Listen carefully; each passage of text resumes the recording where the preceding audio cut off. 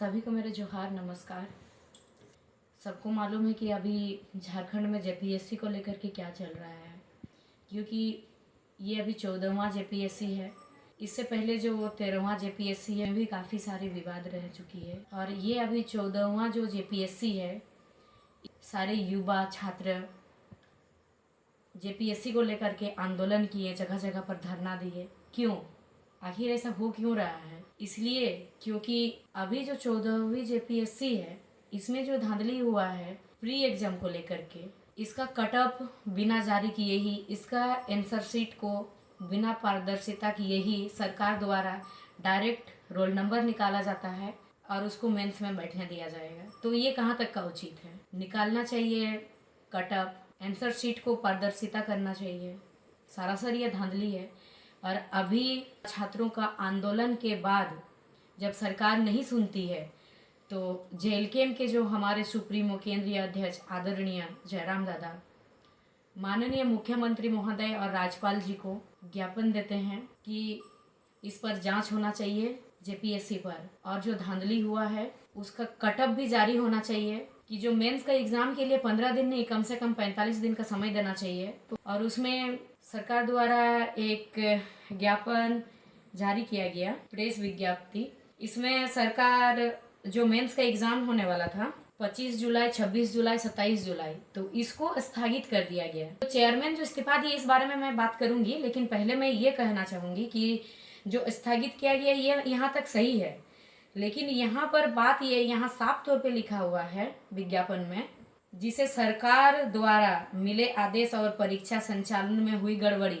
देखिए, इस चीज को सरकार भी एक्सेप्ट करती है कि गड़बड़ इसमें हुई है, गड़बड़ी हुई है, लेकिन जब इसमें गड़बड़ी हुई है तो 14वीं जेपीएससी का तो खाली प्रीलिम्स एग्जाम हुआ है, मेंस तो हुआ नहीं है। तो गड़बड़ी हुआ किसमें है? प्री एग्जाम में। जब प्री में गड़बड़ी हुआ तो आप कट ऑफ निकालिए ना महोदय। आप कट ऑफ को बिना निकाले आप अगर मेंस का तैयारी कर रहे हैं तो कहाँ तक का उचित है? आप इसको रद्द भी नहीं किए हैं। अभी जैसे जेपीएससी का चेयरमैन जिन्होंने सीआईडी जांच होने से पहले इस्तीफा दिया, आप लोग ठीक इसी चीज को देखे होंगे बीते साल, अभी ये 2026 हो रहा, 2024 आप लोग देखे होंगे कि इसी तरह से जेएसएससी का जो चेयरमैन थे वो भी इस्तीफा दिए थे। तो आप लोग बताइए, क्या इस्तीफा देने से सॉल्यूशन हो जाता है?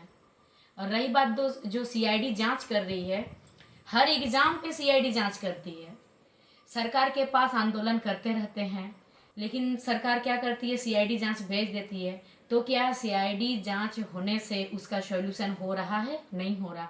अगर सॉल्यूशन होता तो हर बार ये प्रॉब्लम क्रिएट नहीं होता। सेम प्रॉब्लम और सेम वही चीज हो रहा, पहले जेएसएससी, उसके बाद अभी जेपीएससी। जो चेयरमैन का इस्तीफा, चेयरमैन इस्तीफा देना इसका मतलब सारासर है, इसमें पूरा यही प्रतीत होता है कि वो कहीं ना कहीं सरकार को बचा रहा है। इसमें सरकार को बचाने के लिए वो इस्तीफा दिया। और चेयरमैन का इस्तीफा देने से ये तो नहीं कि चेयरमैन दोषी नहीं है, उन पर पूरी तरह से जांच होना चाहिए, क्योंकि उनके कार्यकाल में ये सारा चीज घटना घटा है। उनके कार्यकाल में पेपर लीक होता है, उस चेयरमैन का कार्यकाल में धांधली हो, लेकिन फिर वो जब इस्तीफा दे देते तो उन पर ध्यान नहीं दिया जाता है। और उससे भी बड़ी बात है, जिस एजेंसी को हमारे पड़ोसी राज्य द्वारा ब्लैकलिस्ट किया गया है, उस एजेंसी को यहाँ का एग्जाम सौंपा जाता है। तो बताइए, एक ब्लैकलिस्ट एजेंसी द्वारा हमारे झारखंड के जितने भविष्य हैं, भविष्य को एक तरफ से बेचा जा रहा है। तो सरकार को उस एजेंसी पर भी विशेष ध्यान देना चाहिए। आपका जेपीएससी का जो चेयरमैन थे वो इस्तीफा देने से नहीं होता है, आपका एजेंसी भी आपको देखना पड़ेगा कि कौन सा एजेंसी है। बिना कुछ जांच पड़ताल किए एग्जाम कब उसी एजेंसी द्वारा करवाइएगा। उसके बारे में तो आपने विज्ञापन पे लिखा नहीं है एजेंसी के बारे में। तो एक बार इस बारे में भी विचार करना चाहिए एजेंसी के बारे में। उस एजेंसी को बदलना चाहिए, दूसरा एजेंसी को देना चाहिए, और जो प्री का कट ऑफ मार्क्स को सामने लाना चाहिए, वो पारदर्शिता करना चाहिए। और आंसर शीट जो है, आंसर शीट को भी पारदर्शिता करना चाहिए। उनको बिना पारदर्शिता किए ही आप मेंस का एग्जाम नहीं ले सकते हैं, या फिर नहीं लेना चाहिए।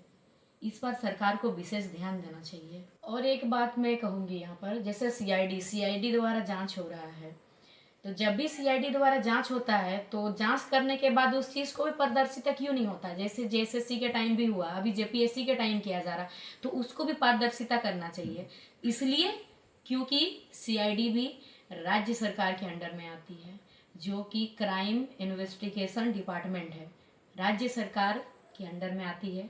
और ये भी जब पारदर्शिता नहीं होता है तो फिर हम लोग कैसे समझेंगे कि सीआईडी सही तरीके से जांच की? क्योंकि आखिर वो है तो वे आप ही के अंडर में ना, आप ही के लिए ना वो काम कर रहे हैं।